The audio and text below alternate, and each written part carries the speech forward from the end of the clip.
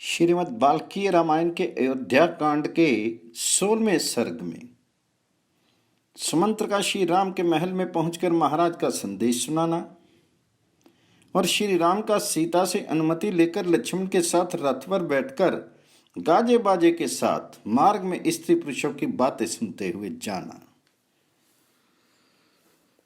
प्रातन वृत्तांतों के ज्ञाता सोच सुमंत्र मनुष्यों की भीड़ से भरे हुए उस अंतःपुर के द्वार को लांघकर महल की एकांत कक्षा में जा पहुंचे, जहां भीड़ बिल्कुल नहीं थी।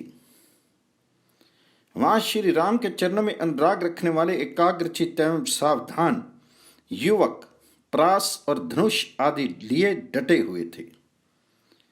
उनके कानों में शुद्ध स्वर्ण के बने हुए कुंडल झलमला रहे थे। उस ड्योढ़ी में सुमंत्र को गेरुआ वस्त्र पहने और हाथ में छड़ी लिए वस्त्राभूषण से अलंकृत बहुत से वृद्ध पुरुष बड़ी सावधानी के साथ द्वार पर बैठे दिखाई दिए, जो अंतःपुर की स्त्रियों के अध्यक्ष संरक्षक थे। सुमंत्र को आते देख श्री राम का प्रिय करने की इच्छा वाले वे सभी पुरुष सहसा वेग पूर्वक आसनों से उठकर खड़े हो गए। राज सेवा में अत्यंत कुशल तथा विनीत हृदय वाले सोतपुत्र सुमंत्र ने उनसे कहा, आप लोग श्री रामचंद्र जी से शीघ्र जाकर कहें कि सुमंत्र दरवाजे पर खड़े हैं। स्वामी का प्रिय करने की इच्छा वाले वे सब सेवक श्री रामचंद्र जी के पास जा पहुंचे। उस समय श्री राम अपनी धर्मपत्नी सीता के साथ विराजमान थे। उन सेवकों ने शीघ्र ही उन्हें सुमंत्र का संदेश सुना दिया। द्वार रक्षक द्वारा दी हुई सूचना पाकर श्री राम ने पिता की प्रसन्नता के लिए उनके अंतरंग सेवक सुमंत्र को वहीं अंतःपुर में बुलवा लिया।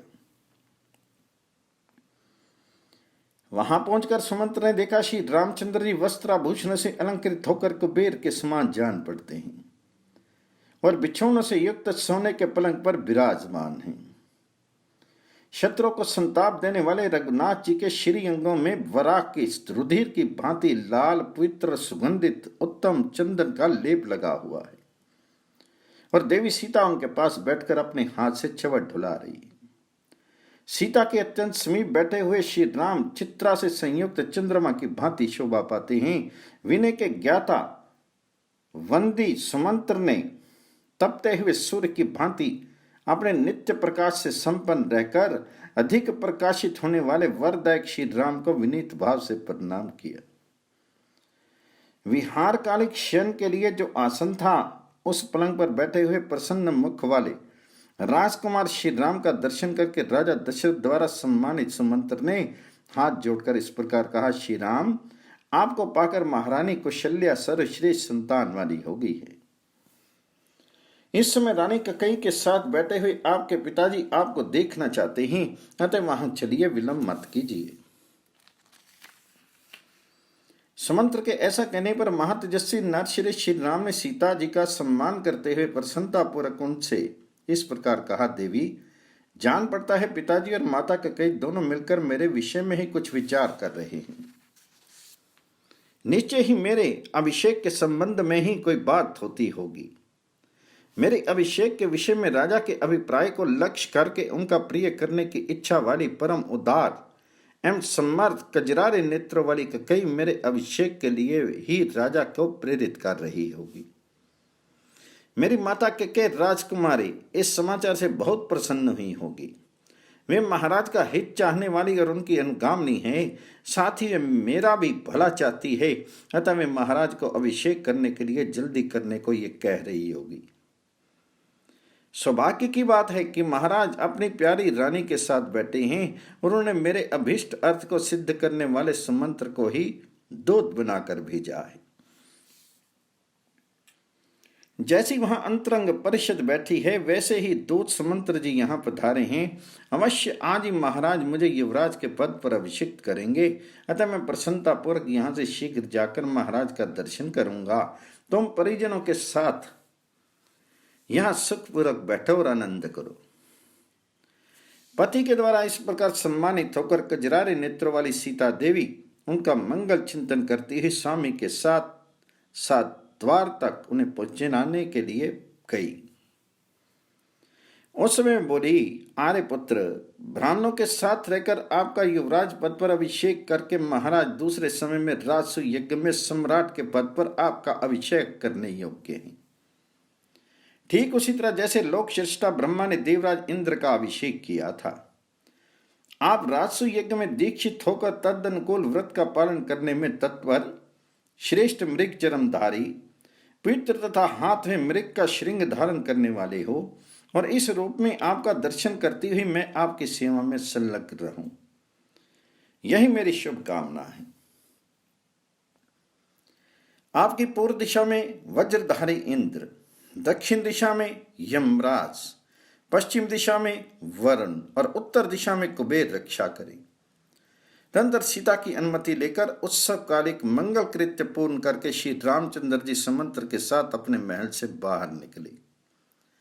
पर्वत की गुफा में शयन करने वाला सिंह जैसे पर्वत से निकलकर आता है, उसी प्रकार महल से निकलकर श्री रामचंद्र जी ने द्वार पर लक्ष्मण को उपस्थित देखा, जो विनीत भाव से हाथ जोड़े खड़े थे। तदनंतर मध्यम कक्षा में आकर वे मित्रों से मिले, फिर प्रार्थी जनों को उपस्थित देख उन सब से मिलकर उन्हें संतुष्ट करके पुरुष सिंह राजकुमार श्री राम व्याघ्र चरम से आवृत शोभा वाली तथा अग्नि के समान तेजस्वी उत्तम रथ पर आरूढ़ हुए।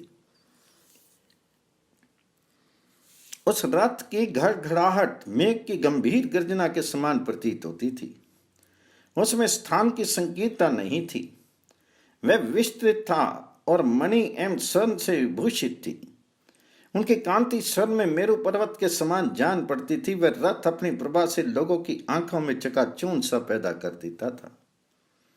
उसमें उत्तम घोड़े जुते हुए थे, जो अधिक पुष्ट होने के कारण हाथी के बच्चों के समान प्रतीत होते थे। जैसे सहस्त्र नेत्रधारी इंद्र हरे रंग के घोड़ों से युक्त शीघ्रगामी रथ पर सवार होते हैं, उसी प्रकार श्री राम अपने उस रथ पर आरूढ़ थे। अपनी सहज शोभा से प्रकाशित श्री रघुनाथ जी उस रथ पर आरूढ़ होकर तुरंत वहां से चल दिए। वे तेजस्वी रथ आकाश में गरजने वाले मेघ की भांति अपनी घर घर ध्वनि में संपूर्ण दिशाओं को प्रतिध्वनित करता हुआ महान मेघ खंडों से निकलने वाले चंद्रमा के समान श्री राम के उस भवन से बाहर निकला। श्री राम के छोटे भाई लक्ष्मण भी हाथ में विचित्र चवर लिए उस रथ पर बैठ गए और पीछे से अपने ज्येष्ठ भ्राता श्री राम की शरण करने लगे, उनकी रक्षा करने लगे। फिर तो सब ओर से मनुष्यों की भारी भीड़ निकलने लगी। उस समय उन जन समूह के चलने से सहसा भयंकर कोलाहल मच गया। श्री राम के पीछे पीछे अच्छे अच्छे घोड़े और पर्वतों के समान विशाल काय श्रेष्ठ गजराज सैकड़ों और हजारों की संख्या में चलने लगे। उनके आगे आगे कवच आदि से सज्जित तथा चंदन और अग्र से भूषित होकर खड्ग और धनुष धारण किए बहुत से शूरवीर तथा मंगलांशी मनुष्य वंदी आदि चल रहे थे। तदंतर मार्ग में वाद्यों की ध्वनि, वंदी जनों के स्तुति पाठ के शब्द तथा शूरवीरों के सिंहनाद सुनाई देते लगे। महलों की खिड़कियों में बैठे ही वस्त्राभूषण से भूषित वनिताएं सब ओर से शत्रु दमन श्री राम पर ढेर के ढेर सुंदर पुष्प बिखेर रही थी। इस अवस्था में श्री राम आगे बढ़ते चले जा रहे थे। उस समय अट्टालिकाओं और भूतल पर खड़ी हुई सर्वांग सुंदरी युवतियां श्री राम का प्रिय करने की इच्छा से श्रेष्ठ वचनों द्वारा उनकी स्तुति गाने लगी। माता को आनंद प्रदान करने वाले रघुवीर, आपकी यात्रा सफल होगी और आपको पैतृक राज्य प्राप्त होगा। इस अवस्था में आपको देखती हुई आपकी माता कौशल्या निश्चय ही आनंदित हो रही होगी। वे नानियां श्री राम के हृदय वल्लभा सीमंतनी सीमा को संसार में समस्त सौभाग्यवती स्त्रियों से श्रेष्ठ मानती हुई कहने लगी, उन देवी सीता ने पूर्व काल में निश्चय ही बड़ा भारी तप किया होगा, तभी उन्होंने चंद्रमा से संयुक्त हुई रोहिणी की भांति श्री राम का संयोग प्राप्त किया है। इस प्रकार राजमार्ग पर रथ पर बैठे हुए श्री रामचंद्र जी प्रासाद शिखरों पर बैठी हुई युवती स्त्रियों के द्वारा कही गई ये प्यारी बातें सुन रहे थे। उस समय अयोध्या में आए हुए दूर दूर के लोग अत्यंत हर्ष में भरकर वहां श्री रामचंद्र जी के विषय में जो वार्तालाप और तरह तरह की बातें करते थे, अपने विषय में कही हुई उन सभी बातों को श्री रघुनाथ जी सुनते जा रहे थे। वे कहते थे, इस समय ये श्री रामचंद्र जी महाराज दशरथ की कृपा से बहुत बड़ी संपत्ति के अधिकारी होने जा रहे हैं।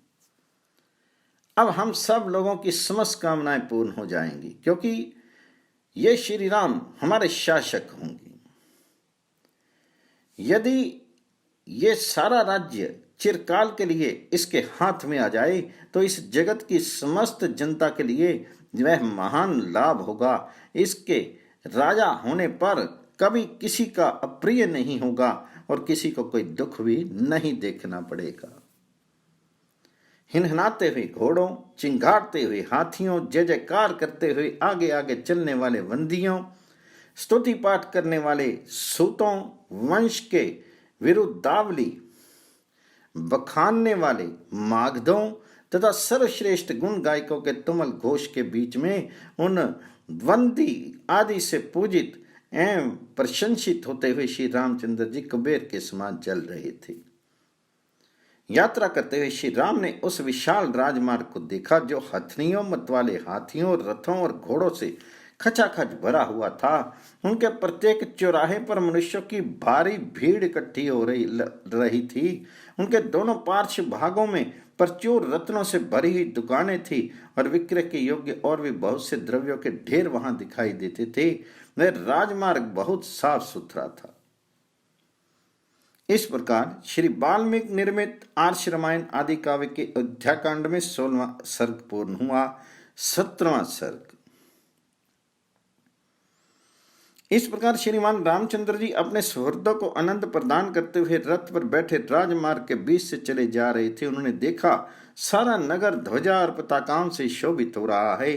चारों ओर बहुमूल्य अग्रो नामक धूप की सुगंध आ रही है और सब और असंख्य मनुष्यों की भीड़ दिखाई देती है। वह राजमार्ग श्वेत बादलों के समान उज्जवल भव्य भवनों से शोभित तथा अग्रो की सुगंध से व्याप्त हो रहा था। अच्छी श्रेणी के चंदनों, अग्रो नामक धूपों, उत्तम गंध द्रव्यों, अलसियां, सन आदि के देशों से बने हुए कपड़ों और रेशमी वस्त्रों के ढेर, अन्न भिंदे मोती और उत्तम उत्तम स्फटिक रत्न उस विस्तृत एवं उत्तम राजमार्ग की शोभा बढ़ा रहे थे। वह नाना प्रकार के पुष्पों तथा भांति भांति के भक्ष्य पदार्थों से भरा हुआ था। उनके चौराहों की दही, अक्षत, हविष्यन, लावा, दूध, अगर, चंदन, नाना प्रकार के पुष्पहार और गंध द्रव्यों से सदा पूजा की जाती थी। स्वर्गलोक में बैठे हुए देवराज इंद्र की भांति रथ आरूढ़ श्री राम ने उस राजमार्ग को देखा। वे अपने सुहृदों के मुख से कहेगे बहुत से आशीर्वादों को सुनते और यथा योग्य उन सब लोगों का सम्मान करते हुए चले जा रहे थे। उनके हितैषी सुहृद कहते थे, रघुनंदन, तुम्हारे पिता में और परपिता में, दादे और परदादे जिस पर चलते आए हैं, आज उसी मार्ग को ग्रहण करके युवराज पद पर अभिषिक्त होकर आप हम सब लोगों का निरंतर पालन करें। फिर वे आपस में कहने लगे, भाइयों, श्री राम के पिता तथा समस्त पितामहों द्वारा जिस प्रकार हम लोगों का पालन पोषण हुआ है, श्री राम के राजा होने पर हम उससे भी अधिक सुखी रहेंगे। यदि हम राज्य पर प्रतिष्ठित हुए श्री राम को पिता के घर से निकलते हुए देख लें, यदि राजा राम का दर्शन कर लें, तो अब हमें इस लोक के भोग और परमार्थ रूप मोक्ष लेकर क्या करना है। अमित तेजस्वी श्री राम का यदि राज्य पर अभिषेक हो जाए तो वह हमारे लिए जैसा प्रीतर कार्य होगा, उससे बढ़कर दूसरा कोई परम प्रिय कार्य नहीं होगा। सहृदयों के मुंह से निकली हुई ये तथा और भी कई तरह की अपनी प्रशंसा से संबंध रखने वाली सुंदर बातें सुनते हुए श्री रामचंद्र जी रथ पर बड़े चले जा रहे थे। जो श्री राम की ओर एक बार देख लेता, वह उन्हें देखता ही रह जाता था। श्री रघुनाथ जी के दूर चले जाने पर भी कोई उन पुरुषोत्तम की ओर से अपना मन या दृष्टि नहीं हटा पाता था। उस समय जो श्री राम को नहीं देखता और जिसे श्री राम नहीं देख लेते थे वह समस्त लोगों में निंदित समझा जाता था तथा स्वर्ग उसकी अंतर आत्मा भी उसे धिक्कारती थी।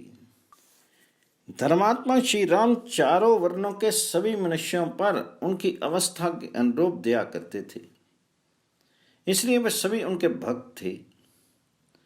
राजकुमार श्री राम चौराहों, देव मार्गों, चैत्य वृक्षों तथा देव मंदिरों को अपने दाहिने छोड़ते हुए आगे बढ़ रहे थे। राजा दशरथ का भवन मेघ समूहों के समान शोभा पाने वाला, सुंदर अनेक रूप रंग वाले कैलाश शिखर के समान उज्जवल अट्टलिकाओं से शोभित था। उसमें रत्नों की जाली से भूषित तथा विमानाकार क्रीडागृह भी बने हुए थे, जो अपनी श्वेत आभा से प्रकाशित होते थे।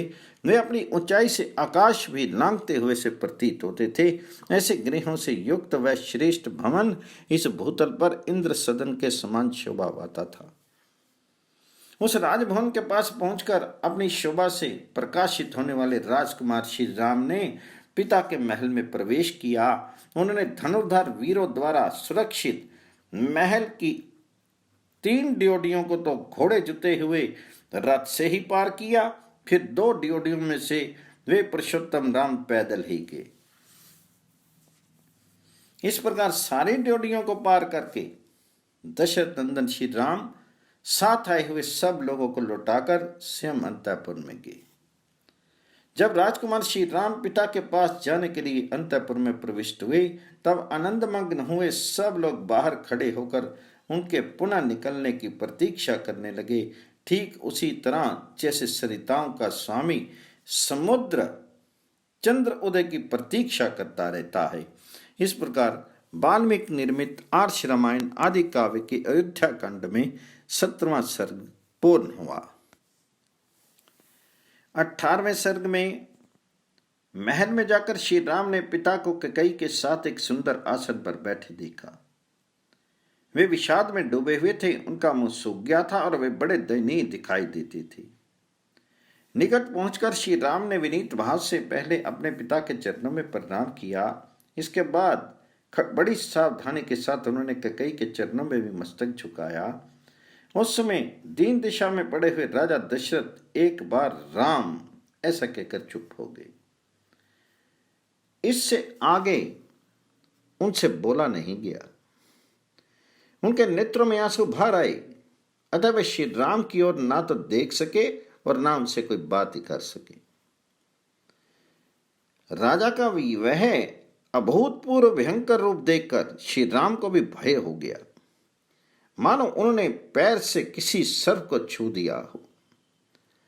राजा की इंद्रियों में प्रसन्नता नहीं थी, वे शोक और संताप से दुर्बल हो रहे थे, बारंबार लंबी सांसें भरते थे तथा उनके चित्त में बड़ी व्यथा और व्याकुलता थी। वे ऐसे दिखते थे मानो तरंगमालाओं से उपलक्षित अशोभ्य समुद्र शुद्ध हो उठा हो, सूर्य को राहु ने ग्रस लिया हो अथवा किसी महिषी ने झूठ बोल दिया हो। राजा का वह शोक संभावना से परे था। इस शोक का क्या कारण है, ये सोचते हुए श्री रामचंद्र जी पूर्णिमा के समुद्र की भांति अत्यंत विशुद्ध हो उठे। पिता के हित में तत्पर रहने वाले परम चतुर श्री राम सोचने लगे कि आज ही ऐसी क्या बात हो गई जिससे महाराज मुझसे प्रसन्न होकर बोलते नहीं हैं। और दिन तो पिताजी कुपित होने पर भी मुझे देखते ही प्रसन्न हो जाते थे, आज मेरी ओर दृष्टिपात करके इन्हें क्लेश क्यों हो रहा है। ये सब सोचकर श्री राम दीन से हो गए, शोक से कातर हो उठे। विषाद के कारण उनके मुख की कांति फीकी पड़ गई। वे कैकेयी को प्रणाम करके उसी से पूछने लगे, मां, मुझसे अनजान में कोई अपराध तो नहीं हो गया जिससे पिताजी मुझ पर नाराज हो गए हैं? तुम ये बात मुझे बताओ और तुम ही इन्हें मना दो। वे तो सदा मुझे प्यार करते थे, आज इनका मन अप्रसन्न क्यों हो गया है? देखता हूं ये आज मुझसे बोलते तक नहीं हैं। इनके मुख पर विषाद छा रहा है और ये अत्यंत दुखी हो रहे हैं। कोई शारीरिक व्याधि जनित संताप अथवा मानसिक अभिताप अर्थात चिंता तो उन्हें पीड़ित नहीं कर रही है, क्योंकि मनुष्य को सदा सुख ही सुख मिले ऐसा संयोग प्राय दुर्लभ होता है। प्रिय दर्शन कुमार भरत, महाबली शत्रुघ्न अथवा मेरी माताओं का तो कोई अमंगल नहीं हुआ है। महाराज को असंतुष्ट करके अथवा इनकी आज्ञा न मानकर इन्हें कुपित कर देने पर मैं 2 घड़ी भी जीवित रहना नहीं चाहूंगा। मनुष्य जिसके कारण इस जगत में अपना प्रादुर्भाव जन्म देखता है, उस प्रत्यक्ष देवता पिता के जीते जी वह उसके अनुकूल बर्ताव क्यों नहीं करेगा? कहीं तुमने तो अभिमान या रोष के कारण मेरे पिताजी से कोई कठोर बात तो नहीं कह दी जिससे इनका मन दुखी हो गया है? देवी, मैं सच्ची बात पूछता हूं, बताओ किस कारण से महाराज के मन में आज इतना विकार संताप है? इनकी ऐसी अंतरात्मा को कभी पहले नहीं देखी गई थी। महात्मा श्री राम के इस प्रकार पूछने पर अत्यंत निर्लज के कई बड़ी ढिठाई के साथ अपने मतलब की बात कहने लगी। राम, महाराज कुपित नहीं है और ना इन्हें कोई कष्टी हुआ है। इनके मन में कोई बात है जिसे तुम्हारे डर से ये कह नहीं पा रहे हैं।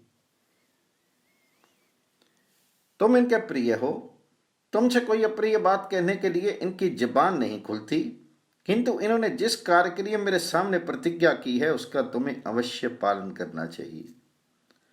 इन्होंने पहले तो मेरा सत्कार करते हुए मुझे मुंह मांगा वरदान दे दिया और अब ये दूसरे गंवार मनुष्यों की भांति उसके लिए पश्चाताप कर रहे हैं। ये प्रजानाथ पहले मैं दूंगा ऐसी प्रतिज्ञा करके मुझे वर दे चुके हैं और अब उसके निवारण के लिए व्यर्थ प्रयत्न कर रहे हैं। पानी निकल जाने पर उसे रोकने के लिए बांध बांधने की निरर्थक चेष्टा करते हैं। राम, सत्य ही धर्म की जड़ है, यह सत्पुरुषों का निश्चय है। कहीं ऐसा ना हो कि ये महाराज तुम्हारे कारण मुझ पर कुपित होकर अपने उस सत्य को ही छोड़ बैठे। जैसे भी इनके सत्य का पालन हो वैसा तुम्हें करना चाहिए। यदि राजा जिस बात को कहना चाहते हैं वह शुभ हो या अशुभ, तुम सदा उसका पालन करो तो मैं सारी बात पुनः तुमसे कहूंगी। यदि राजा की कही बात तुम्हारे कानों में पड़कर वहीं नष्ट ना हो जाए, यदि तुम उनकी प्रत्येक आज्ञा का पालन कर सको तो मैं तुमसे सब कुछ खोलकर बता दूंगी। ये स्वयं तुझसे कुछ नहीं कहेंगे। कैकेयी की कही हुई ये बात सुनकर श्री राम के मन में बड़ी व्यथा हुई। वह राजा के समीप देवी के कैसे इस प्रकार कहा, अहो धिक्कार है। देवी, तुम्हें मेरे प्रति ऐसी बात मुंह से नहीं निकालनी चाहिए। मैं महाराज के कहने से आग में भी कूद सकता हूं, तीव्र विष का भी भक्षण कर सकता हूं और समुद्र में भी गिर सकता हूं।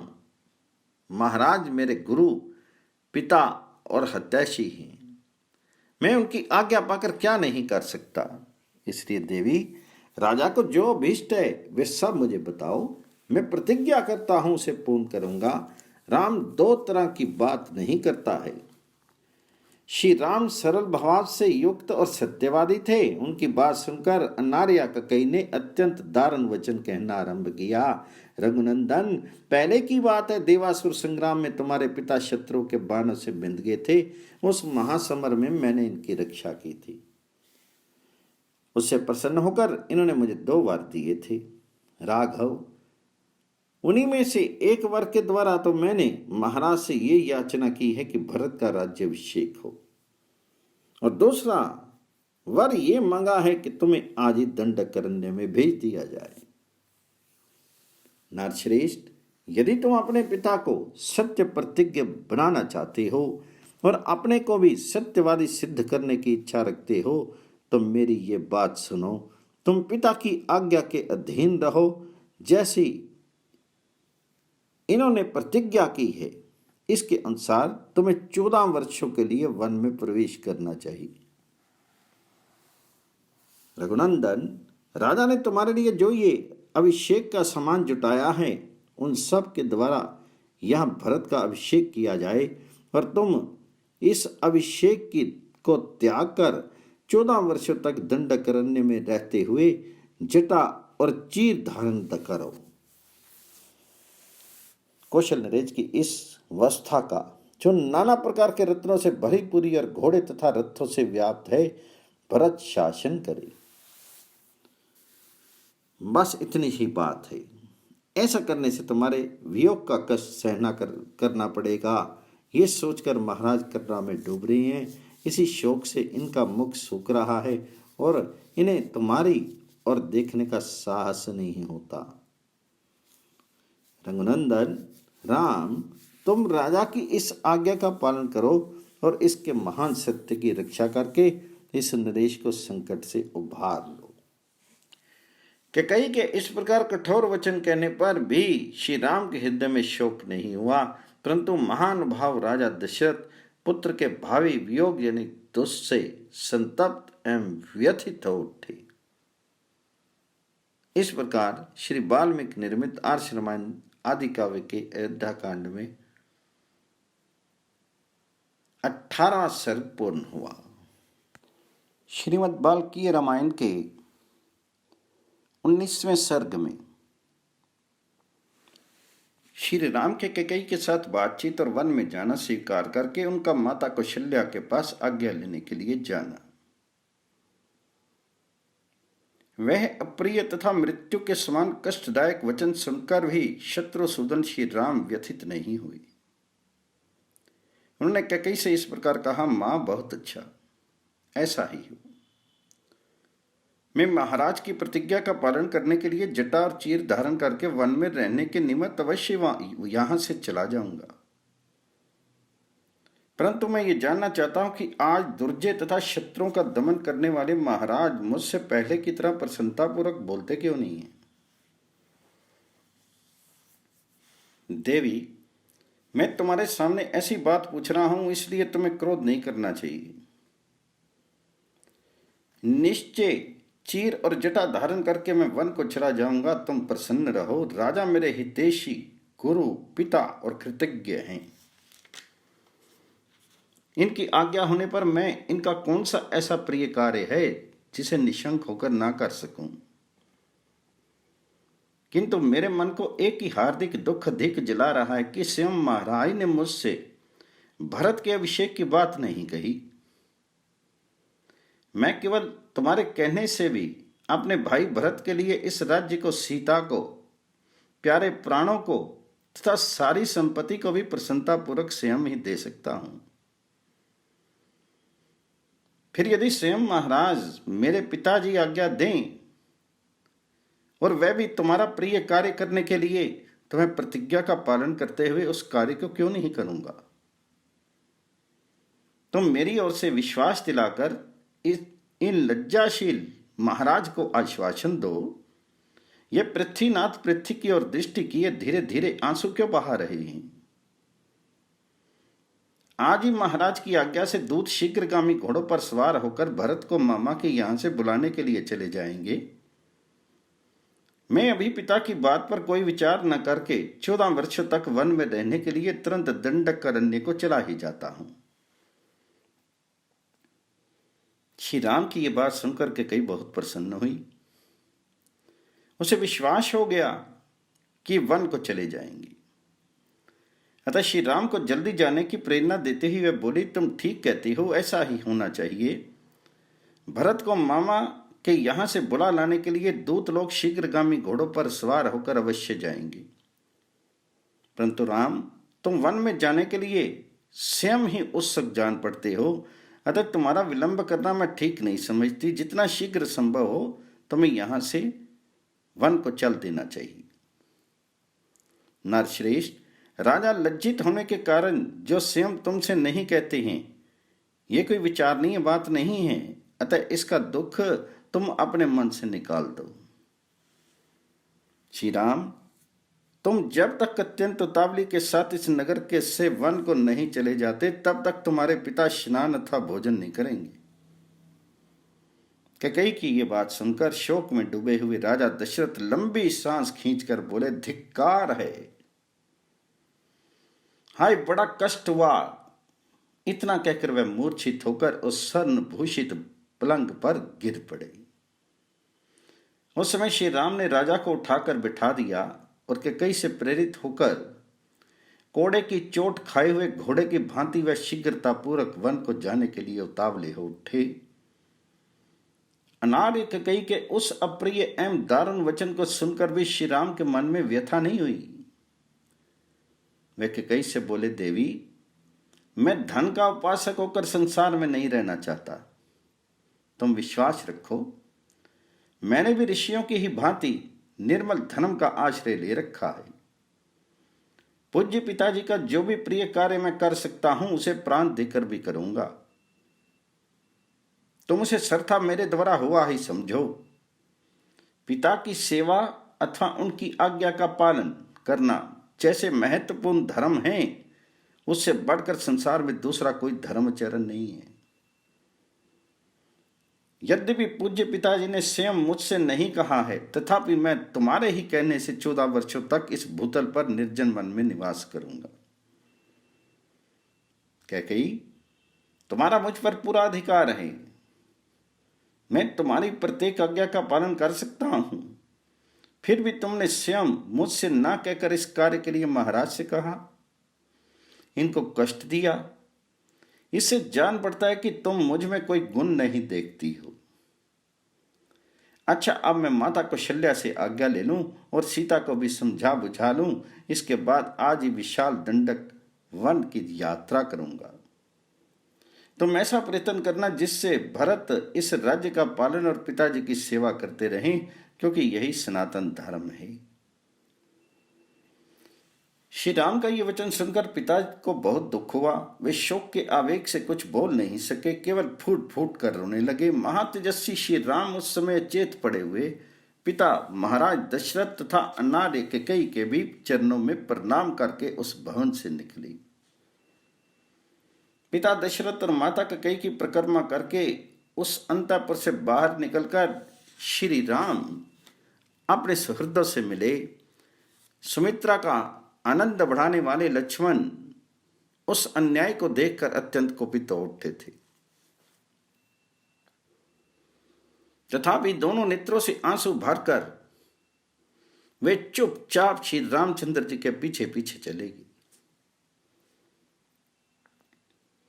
श्री रामचंद्र जी के मन में अब वन जाने की आकांक्षा का उदय हो गया था। अतः अभिषेक के लिए एकत्र की हुई सामग्रियों की प्रदक्षिणा करते हुए धीरे धीरे आगे बढ़ गए। उनकी ओर उन्हें दृष्टिपात नहीं किया। श्री राम अविनाशी कांति से युक्त थे, इसलिए उस समय राज्य का ना मिलना उन लोक कमनीय श्री राम की महती शोभा में कोई अंतर नहीं डाल सका।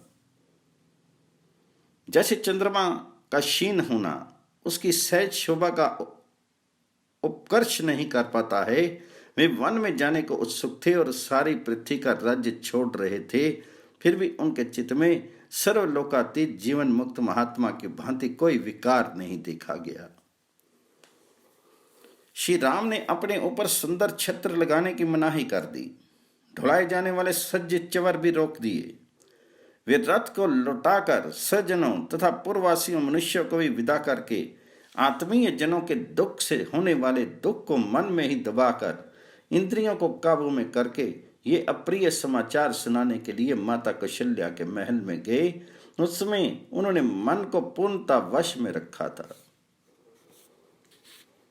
जो शोभाशाली मनुष्य सदा सत्यवादी श्रीमान राम के निकट रहा करते थे, उन्होंने भी उनके मुख पर कोई विकार नहीं देखा। मन को वश में रखने वाले महाबाहु श्री राम ने अपनी स्वाभाविक प्रसन्नता उसी तरह नहीं छोड़ी थी जैसे शरद काल का उद्दीप्त किरणों वाला चंद्रमा अपने सहज तेज का परित्याग नहीं करता। महायशस्वी धर्मात्मा श्री राम मधुर वाणी से सब लोगों का सम्मान करते हुए अपनी माता के समीप गए उस समय गुणों में श्री राम की ही समानता करने वाले महाप्रकर्मी भ्राता सुमित्रा कुमार लक्ष्मण भी अपने मानसिक दुख को मन में ही धारण किए हुए श्री राम के पीछे पीछे गए। अत्यंत आनंद से भरे हुए उस भवन में प्रवेश करके लौकिक दृष्टि से अपने अभीष्ट अर्थ का विनाश हुआ देखकर हितैषी सुहृदों के प्राणों पर संकट आ जाने की आशंका से श्री राम ने यहां अपने मुख पर कोई विकार नहीं प्रकट होने दिया। इस तरह से श्री वाल्मीकि निर्मित आर्ष रामायण आदि काल की अयोध्याकांड में 19वां सर्ग पूरा हुआ। 20वें सर्ग में उधर पृष्ठ सिंह श्री राम हाथ जोड़े हुए ज्यों ही कैकेयी के महल से बाहर निकलने लगे, त्यों ही अंतःपुर में रहने वाली राज महिलाओं का महान आर्तनाद प्रकट हुआ। वे कह रही थी, हाय जो पिता की आज्ञा न देने पर भी समस्त अंतःपुर के आवश्यक कार्यों में सदा संलग्न रहते थे, जो हम लोगों के सहारे और रक्षक थे, वे श्री राम आज वन को चले जाएंगे। वे रघुनाथ जी जन्म से ही अपनी माता कौशल्या के प्रति सदा जैसा बर्ताव करते थे वैसा ही हमारे साथ भी करते थे, जो कठोर बात कह देने पर भी कुपित नहीं होते थे, दूसरों के मन में क्रोध उत्पन्न करने वाली बातें नहीं बोलते थे तथा जो सभी रूठे हुए व्यक्तियों को मना लिया करते थे, वे श्री राम आज यहां से वन को चले जाएंगे। बड़े खेद की बात है कि हमारे महाराज की बुद्धि मारी गई। ये इस समय संपूर्ण जीव जगत का विनाश करने पर तुले हुए हैं, तभी तो ये समस्त प्राणियों के जीवन आधार श्री राम का परित्याग कर रहे हैं। इस प्रकार समस्त रानियों अपने पति को कोसने लगी और बछड़ों से बिछड़ी हुई गवों की तरह उच्च स्वर से क्रंदन करने लगी। अंतःपुर का वह भयंकर आर्तनाद सुनकर महाराज दशरथ ने पुत्र शोक से संतप्त होकर लज्जा के मारे बिछोने में होकर अपने को छिपा लिया। इधर जितेंद्रिय श्री रामचंद्र जी सज्जनों के दुख से अधिक खिन्न होकर हाथी के समान लंबी सांस खींचते हुए भाई लक्ष्मण के साथ माता के अंतःपुर में गए। वहां उन्होंने उस घर के दरवाजे पर एक परम पूजित वृद्ध पुरुष को बैठा हुआ देखा और दूसरे भी बहुत से मनुष्य वहां खड़े दिखाई दिए। वे सब के सब विजय वीरों में श्रेष्ठ रघुनंदन श्री राम को देखते ही जय जयकार करते हुए उनकी सेवा में उपस्थित हुए, उन्होंने बधाई देने लगे। पहली ड्योढ़ी पार करके जब वे दूसरी में पहुंचे तब वहां उन्हें राजा के द्वारा सम्मानित बहुत से वेदज्ञ ब्राह्मण दिखाई दिए। उन वृद्ध ब्राह्मणों को प्रणाम करके श्री रामचंद्र जी जब तीसरी ड्योढ़ी में पहुंचे तब वहां उन्हें द्वार रक्षा के कार्य में लगी हुई बहुत सी नववयस्का एवं वृद्ध अवस्था वाली स्त्रियां दिखाई दी। उन्हें देखकर उन स्त्रियों को बड़ा हर्ष हुआ। श्री राम को बधाई देकर उन स्त्रियों ने तत्काल महल के भीतर प्रवेश किया और तुरंत श्री रामचंद्र जी की माता को उनके आगमन का प्रिय समाचार सुनाया। उस समय देवी कौशल्या पुत्र की मंगल कामना से रात भर जागकर सवेरे एकाग्रचित होकर भगवान विष्णु की पूजा कर रही थी। वे रेशमी वस्त्र पहनकर बड़ी प्रसन्नता के साथ निरंतर व्रतपरायण होकर मंगल कृत्य पूर्ण करने के पश्चात मंत्रोच्चारण पूर्वक उस समय अग्नि में आहुति दे रही थी। उसी समय श्री राम ने माता के शुभ अंतःपुर में प्रवेश करके वहां माता को देखा। वे अग्नि में हवन करा रही थी। रघुनंदन ने देखा वहां देव कार्य के लिए बहुत सी सामग्री संग्रह करके रखी हुई है। दही, अक्षत, घी, मोदक, हविष्य, धान का लावा, सफेद माला, खीर, खिचड़ी, समिधा और भरे हुए कलश, ये सब वहां दृष्टिगोचर हुए। उधर कांति वाली माता कौशल्या सफेद रंग की रेशमी साड़ी पहने हुई थी। वे व्रत के अनुष्ठान से दुर्बल हो गई थी और इष्ट देवता का तर्पण कर रही थी। इस अवस्था में श्री राम ने उन्हें देखा। माता का आनंद बढ़ाने वाले प्रिय पुत्र को बहुत देर के बाद अब सामने उपस्थित देखकर कौशल्या देवी बड़े हर्ष में भरकर उसकी ओर चली, मानो कोई घोड़ी अपने बछेड़े को देखकर बड़े हर्ष से उसके पास आई हो। श्री रघुनाथ जी ने निकट आई हुई माता के चरणों में प्रणाम किया और माता कौशल्या ने उन्हें दोनों भुजाओं से कसकर छाती से लगा लिया और बड़े प्यार से उनका मस्तक सूंघा। उस समय कौशल्या देवी ने अपने दुर्जय पुत्र श्री रामचंद्र से पुत्र स्नेहवश ये प्रिय एवं हितकर बात कही, बेटा, तुम धर्मशील, वृद्ध एवं महात्मा राज ऋषियों के समान आयु, कीर्ति और कुलोचित धर्म प्राप्त करो। रघुनंदन, जब तुम जाकर अपने सत्य प्रतीक पिता राजा का दर्शन करो, वे धर्मात्मा नरेश आज ही तुम्हारा युवराज के पद पर अभिषेक करेंगे। ये कहकर माता ने उन्हें बैठने के लिए आसन दिया और भोजन करने को कहा। भोजन के लिए निमंत्रित होकर श्री राम ने उस आसन का स्पर्श मात्र कर लिया। फिर वे अंजलि फैलाकर माता से कुछ कहने को उद्यत हुई। वे स्वभाव से ही विनयशील थी तथा माता के गौरव से भी उनके सामने नतमस्तक हो गए थे। उन्हें दंडक करने को प्रस्थान करना था, अतः वे उसके लिए आज्ञा लेने का उपक्रम करने लगे। उन्होंने कहा, देवी, निश्चय ही तुम्हें मालूम नहीं है, तुम्हारे ऊपर महान भय उपस्थित हो गया है। इस समय मैं जो ये बात कहने जा रहा हूं, उसे सुनकर तुमको, सीता को और लक्ष्मण को भी दुख होगा, तथापि कहूंगा, अब तो मैं दंडक करने में जाऊंगा। अतः ऐसे बहुमूल्य आसन की मुझे क्या आवश्यकता है। अब मेरे लिए ये कुश की चटाई पर बैठने का समय आया है। मैं राज्य भोग वस्तु का त्याग करके मुनि की भांति कंद मूल और फलों से जीवन निर्वाह करता हुआ 14 वर्ष तक निर्जन वन में निवास करूंगा। महाराज युवराज का पद भरत को दे रहे हैं और मुझे तपस्वी बनाकर दंडक करने में भेज रहे हैं। अतः 14 वर्षों तक निर्जन वन में रहूंगा और जंगल में सुलभ होने वाले वलकल आदि को धारण करके फल मूल के आहार से ही जीवन निर्वाह करता रहूंगा।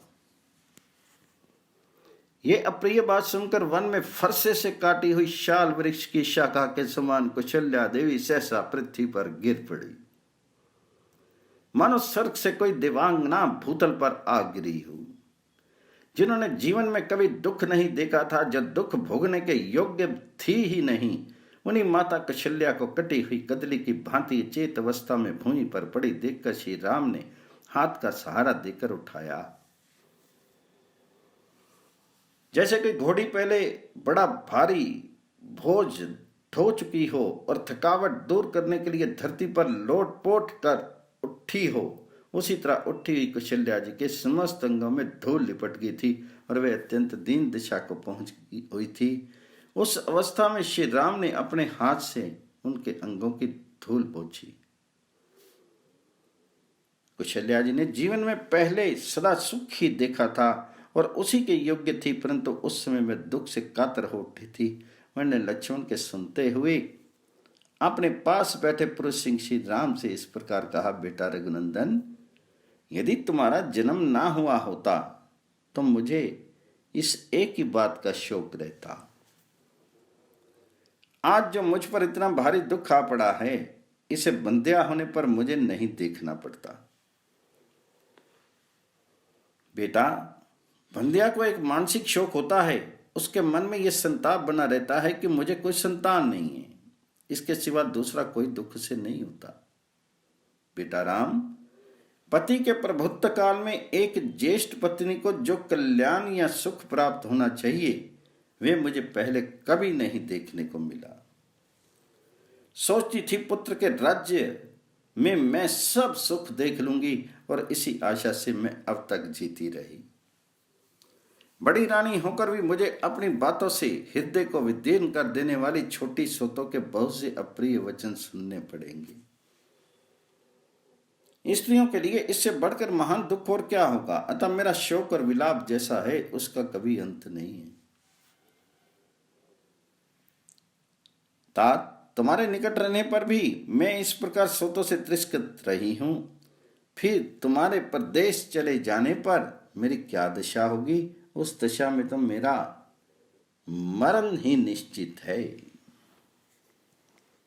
पति की ओर से मुझे सदा अत्यंत तिरस्कार अथवा कड़ी फटकार ही मिली है। कभी प्यार और सम्मान नहीं प्राप्त हुआ है। मैं कई की दासियों के बराबर अथवा उनसे भी गई बीती समझी जाती हूँ। जो कि मेरी सेवा में रहता या मेरे अनुसरण करता है, वह भी कई के बेटे को देखकर चुप हो जाता है, मुझसे बात नहीं करता है।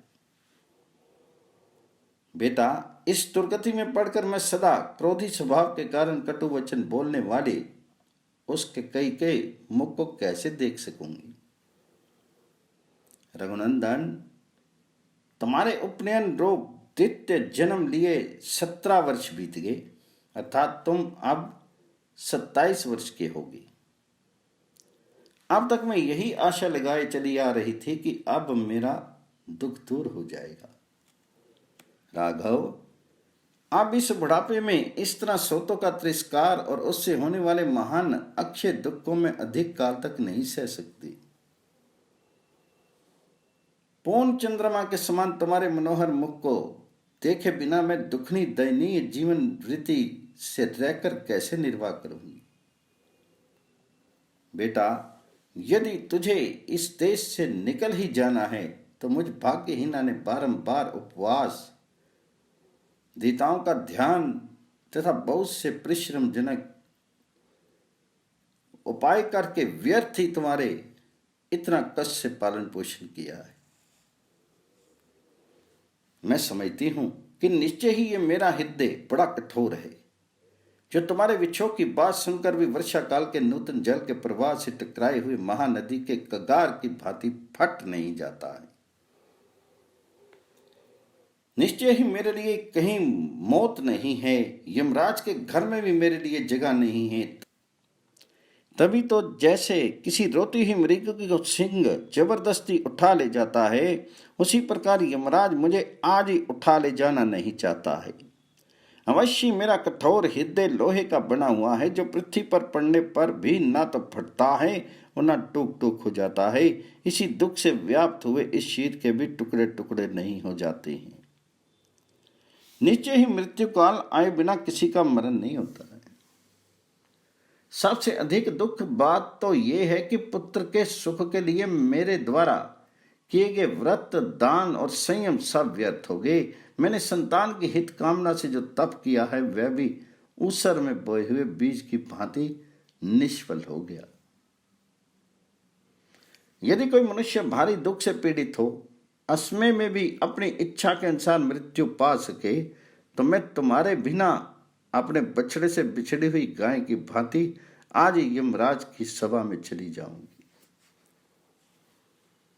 चंद्रमा के समान मनोहर मुख कांति वाली श्री राम, यदि मेरी मृत्यु नहीं होती है तो तुम्हारे बिना यहां व्यर्थ कुत्सित जीवन क्यों बिताऊं। बेटा, जैसे गौ दुर्बल होने पर भी अपने बछड़े के लोभ से उसके पीछे पीछे चली जाती है, उसी प्रकार मैं भी तुम्हारे साथ ही वन को चली जाऊंगी। आने वाले भारी दुख को सहने में असमर्थ होकर महान संकट का विचार करके सत्य के ध्यान में बंधे हुए अपने पुत्र श्री रघुनाथ जी की ओर देखकर माता कौशल्या उस समय बहुत विलाप करने लगी, मानो कोई किन्नरी अपने पुत्र को बंधन में पड़ा हुआ देखकर बिलख रही हो। इस प्रकार श्री वाल्मीकि निर्मित आर्ष रामायण आदि काव्य के अयोध्या कांड में 20वां सर्ग पूर्ण हुआ।